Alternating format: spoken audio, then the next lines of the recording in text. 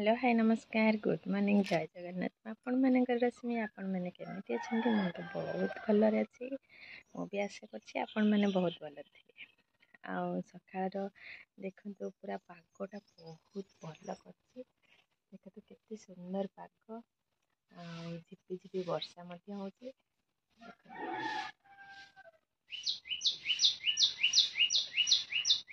Blog तो daily बन की पकई पारनी कहीं पुओ झील ट्यूशन सका पलि आसिले झीर भी पढ़ा भी रही जाऊँगी पढ़ा करुँच मिस्त्री भी काम कर पाखे रहा पड़ुची रोषे करके दबा पड़ुची ब्लॉग छाड़ी पारनी से सॉरी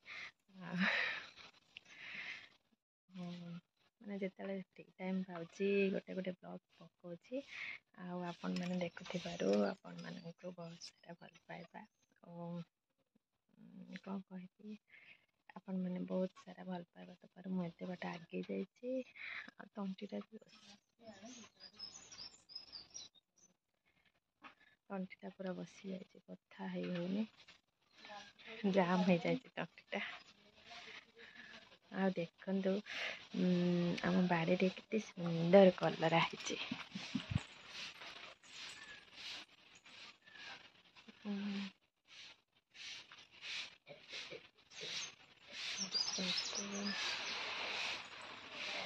ये देखो कितने सुंदर सुंदर टिकी टिकी कलर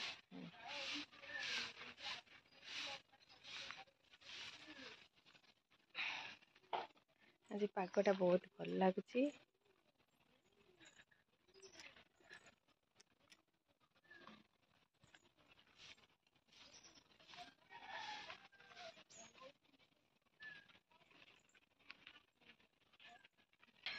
चलते आम आरपटे जावा आम घर कम केते बाटा है देखा ये देखु रूम तले तो गोटे रूम होता है गोटे रूम देखु ऊपर हम ना से तले देखते गोटे रूम यहाँ देखते सीढ़ी रूम यहाँ सीढ़ी यहाँ भी बहुत बड़े होती किंतु साइड रे सीढ़ी रही जाऊँगी सीढ़ी रूम आईटा आमर पट्टिक आग पट्टिक यहाँ देखु ठाकुर घर यहाँ ठाकुर घर यहाँ गोटे पितांकर पढ़ापढ़ी छोट माने रूमटे एपटे रही यहाँ हॉल यहाँ पूरा लॉन्ग हॉल है एपटे भी गोटे दुआर मुह रखा जाए सेपटे आम मटी घरटा रही है देखा यहाँ हूँ आम गोटे दुआर मुह आसेपटे गोटे दुआर मुह यहाँ है आम किचेन यहाँ जगह सर्टेज से माने अणुसार हो गला रूम गुड़ा आउे माने जगह थे उषार होता भल होता से ऊपर दीटा रूम करूँ बोली भावुँ से तले गोटे रूम करदेलु काम तो चलती आम सारे आसिए बोली भावुचे माने कहते देखिए कौन हो निमटाल पड़ो काली तो मिस्त्री आसबे आर भितर माने सब काम सरीगला पिलर ढला हम पिलर माने काम कौन इटा जोड़े सरी पिलर ढला हम तापर निमटाल पड़ो आम एकुटिया पारिनी से आम सार आसबे भावुं आसले भी टे भल हाँ मुझे कम हल्का मुझे कम हल्का पाई जाती देखु आसले किंतु बहुत भल हाँ मुझे एकुटिया माने सब टेंशन बुझला बेलू माने बहुत ये लगुच आम भाई भी बुझाबुझी करुँच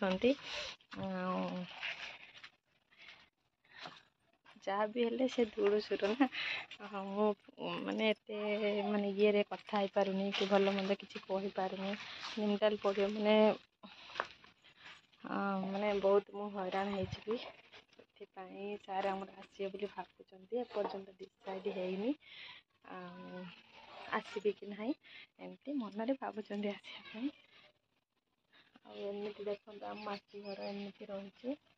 ଆଜବେଷ୍ଟ ଇଏ କରିକି ଦେଖନ୍ତୁ କେମିତି ରହିଛି। ଏଇଟା ଝରକା ରଖା ହେଇଛି ରୁମ୍ରେ, ସେଇଠି ଦେଖଉଛି ଦେଖନ୍ତୁ ଏଇଭଳିଆ ରହିଛୁ। ଆଜି ବହୁତ ବଢ଼ିଆ ପାଗ କରିଛି, ଖାଲି ଖାଇକି ଶୋଇବାକୁ ଇଚ୍ଛା ହେଉଛି। ଆଜି ବି ସଣ୍ଡେ, ଆଉ ଭାବୁଛି କ'ଣ ରୋଷେଇ କରିବି।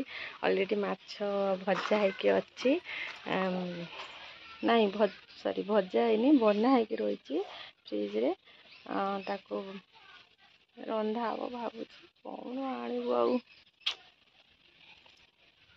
ଗଡ଼ିଶ ମାଛ ବନା ହେଇକି ରହିଛି, ତାକୁ ରୋଷେଇ ହବ।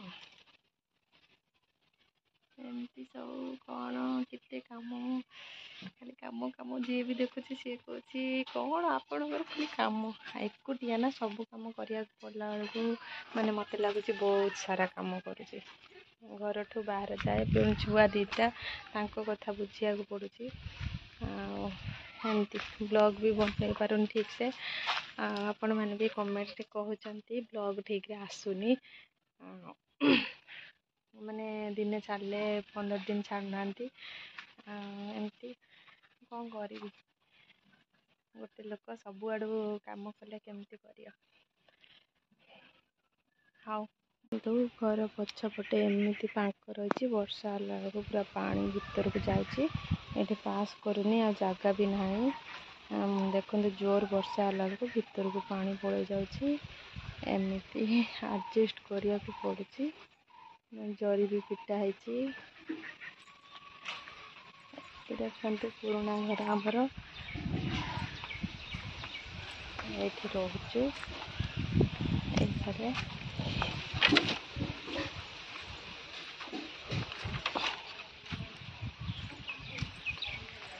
ଏଇ ଘରେ ଆମେ ରହୁଛୁ। ଦେଖନ୍ତୁ ଆମର ବର୍ଷା ହେଉଛି ଝିପି ଝିପି, ଝିଅ ପାଣି ବୋଟଲ ନେଇକି ଚାଲିଛି। ଆଉ ବର୍ଷା ହେଉଛି ବୋଲି ଗୋଟେ ଆଜବେଷ୍ଟ ନା, ପାଣି ଧୋଇଯିବ, ସେଥିପାଇଁ ଏଠି ବୁରା ପଡ଼ିଛି। ଦେଖନ୍ତୁ ଏଇଠି ଚୁଲି ଢଙ୍କା ହେଇଛି, ଏଠି ରଡ଼ ରହିଛି। ଦେଖନ୍ତୁ ଏଇଭଳିଆ ଝିପି ଝିପି ବର୍ଷା ହେଉଛି। ମୋ ଝିଅ ଛତା ଖୋଲା ଶିଖିନି କି ବନ୍ଦ କରା ଶିଖିନି। କ'ଣ ଟିପିକି ବନ୍ଦ କରୁଛୁ ନା କ'ଣ? ଟିପିକି ଖୋଲା ଯାଏ। ମୋ ଝିଅ ଛତା ଖୋଲା ଶିଖିନି, ବନ୍ଦ କରା ଶିଖିନି। ମୋ ଝିଅକୁ ଟିକେ ଦେଖନ୍ତୁ ଭଲକି।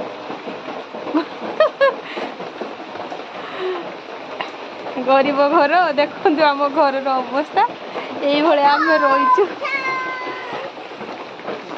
ପୁଅ ପଖାଳ ଖାଇ ଦେଇକି ଯାଇକି ବସିଛି,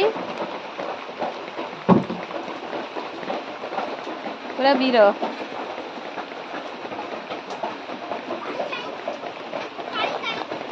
ଏଇ ଗଛଟିକୁ ଦେଖନ୍ତୁ, ଏଇ ଗଛଟିର ନାଁ କ'ଣ? ଯଦି ଆପଣ ଜାଣିଥିବେ ତାହେଲେ କମେଣ୍ଟରେ ଜଣେଇବେ।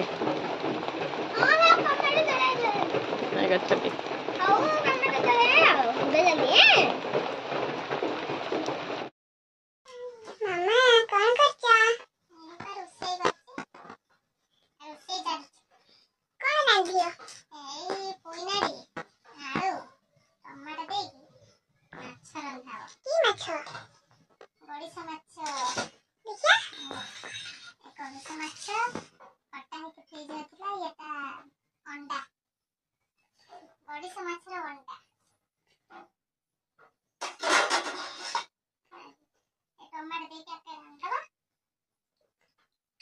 ଆଜି ରବିବାର ନା, ମାଛ ବାଲା ତ ଆସିନାହାନ୍ତି, ଦେଶୀ ମାଛ ମିଳିଛି ଏଇଟା। ଆଉ ଦେଶୀ ମାଛ ତ ଭିଟାମିନ୍ ଆଉ କିଛି ନାହିଁ।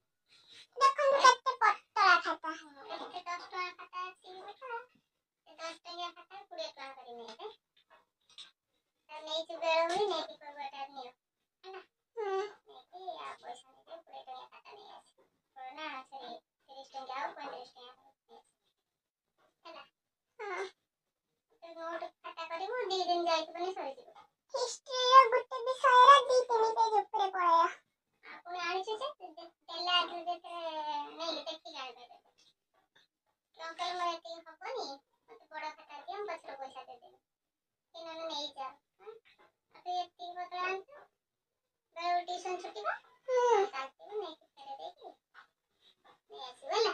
ବର୍ଷା ପାଇଁ ଆମ ଟ୍ୟୁସନ ଛୁଟି ଆଉ ନେଇଯିବି ଆଉ। ଦେଖନ୍ତୁ ଆମର ତରକାରୀ ରନ୍ଧା ସରିଲାଣି, ଆମେ ଏବେ ଖାଇବା। ମାଛ ଅଣ୍ଡା ଭୋକ ଲାଗିଲାଣି, ମୁଁ ଆଗରେ ଖାଇ ଚାଲିଛି। ମୋ ପାଇଁ ଆଉ ୱେଟ୍ କଲେନି। ଦେଖନ୍ତୁ ଆମ ମାଛ ତରକାରୀ କେମିତି ହେଇଛି। ଗଡ଼ିଶ ମାଛ, ଆମ୍ବୁଲ, ସୋରିଷ। ମୋର ଆମ୍ବୁଲ ଆସିନି, ଝିଅର ଆମ୍ବୁଲ ଆସିଛି।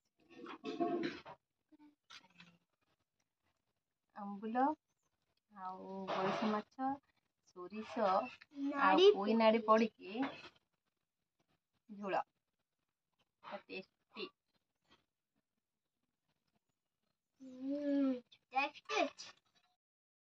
ଦେଖନ୍ତୁ ଆମର କେମିତି ବର୍ଷା ହେଉଛି। ଏବେ 5:30 ହେଇଗଲାଣି। ଆଉ ଏମିତି ଦେଖନ୍ତୁ ବର୍ଷା ଚାଲିଛି, ପୁରା ଦିନ ସାରା ଲାଗି ରହିଛି। ଆଉ କହୁଛନ୍ତି କି ଆହୁରି 2 ଦିନ ହେବ। ପବନ ମଧ୍ୟ ଦଉଛି। ଆଉ ମାନେ 3ଟା 3:30 ବେଳେ ଜୋରସେ ପବନ ଦେଉଥିଲା, ଏବେ ପବନ ଟିକେ କମିଗଲାଣି, ଖାଲି ବର୍ଷା ହେଇ ଚାଲିଛି। ଦେଖନ୍ତୁ